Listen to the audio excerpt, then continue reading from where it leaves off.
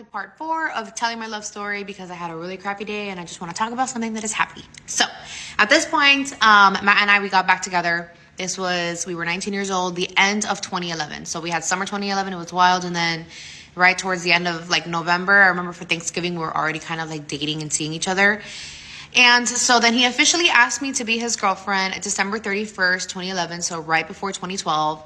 And our wedding anniversary is also December 31st, 2018. But we just started dating, and it was like very crazy survival mode from the beginning.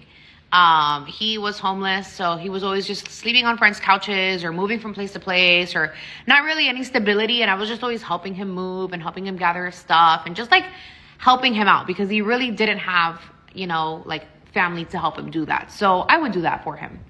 And so that's pretty much how our relationship started. It was always like survival mode.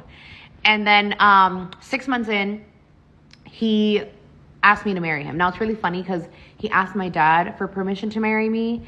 My dad said no because he was like, dude, you're a train wreck. Like, what are you going to provide for my daughter? So my dad was like, I would rather you not ask her to marry you. But at the same time, my dad knew that he wouldn't be able to tell me what to do.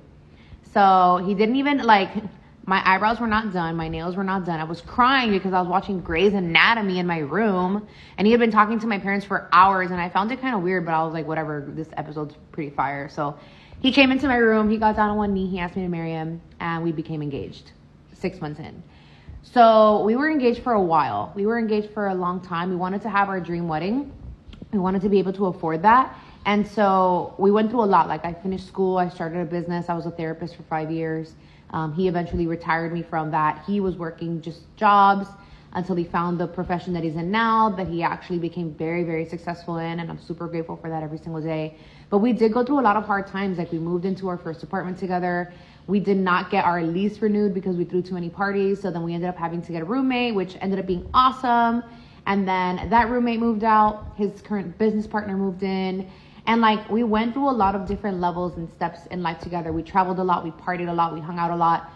There were hard times where his business wasn't up and running yet. I was pretty much managing the household, and that's not the position that I wanted to be in.